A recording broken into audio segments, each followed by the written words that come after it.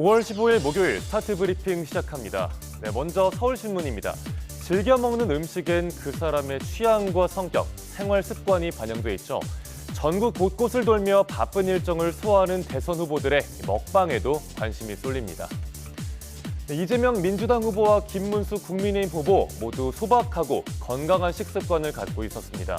둘 다 술을 멀리하는 편으로 알려졌습니다. 이 후보는 갈치조림을 좋아하는데 요즘에는 고기와 채소를 함께 즐겨 먹는다고 전해집니다. 건강 관리를 위해서 금주 중이라면서 자신을 비주류라고 소개했습니다.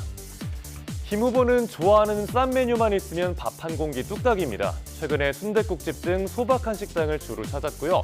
택시기사로 일한 적이 있어서 기사식당도 자주 방문합니다.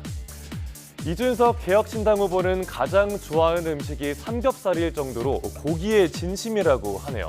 최근에는 캠퍼스에서 학생들과 학식을 먹으면서 소통하고 있습니다. 한국인은 밥심, 체력은 곧 국력이란 말이 있죠. 후보들은 오늘도 틈틈이 끼니를 챙기면서 전국 곳곳에서 지지를 호소할 예정입니다. 다음 한국일보입니다. 대선 후보들의 주요 공약을 보면 AI 육성이나 국가 통합처럼 굵직한 의제들이 눈에 띕니다. 하지만 각자의 개성이 담긴 이색 공약도 눈길을 끄는데요. 어떤 게 있는지 보겠습니다. 이재명 후보는 국민 휴가 3종 세트를 내세웠습니다. 휴가비를 정부와 지자체가 지원해주는 지역사랑 휴가 지원제를 신설하고요. 근로자 휴가 지원제를 확대하고 짧은 국내 여행을 적극적으로 지원하는 게 골자입니다. 김문수 후보는 싱크홀 사고 통합 시스템을 만들어서 선제적으로 대응할 수 있는 체계를 만들겠다고 약속했습니다. 여기저기 나뉜 정보들을 한데 모아 싱크홀 발생 가능성이 높은 곳들을 집중 관리하겠다는 겁니다. 이준석 후보는 훈련병 중에 성적 상위자를 대상으로 장교와 부사관을 선발하겠다고 했습니다. 군이 초급 간부 수급에 어려움을 겪자 해법을 내놓은 겁니다. 네, 이렇게 각 후보들의 이색 공약 하나씩 짚어봤는데요. 여러분은 어떤 공약에 눈길이 더 가실지 궁금합니다. 이어서 중앙일보입니다. 5월 15일, 오늘은 스승의 날입니다. 하지만 스승의 은혜는 하늘 같아서 우러러볼수록 높아만 진다라는 노랫말과는 달리 현실은 딴판입니다. 교실엔 존경이 사라졌고요. 선생님들은 학교를 떠나고 있습니다. 담임이 스카이 출신이 아닌데 우리 애가 스카이에 가겠냐? 한 20대 고등학교 교사가 학부모에게 들은 말입니다. 이 말에 좌절해서 교편을 내려놓고 올해 로스쿨에 입학했다고 하네요. 이렇게 교단을 떠나는 교사는 매년 늘고 있는데 작년엔 9,194명으로 최고치를 기록했습니다. 교사의 약 60%가 최근 1년간 이직이나 사직을 고민했다고 합니다. 특히 초등교사의 42.5%, 중등교사의 34.8%가 이직을 원하는 걸로 나타났습니다. 원인은 복합적입니다. 먼저 학생과 학부모에 의한 교권 침해가 대표적이죠.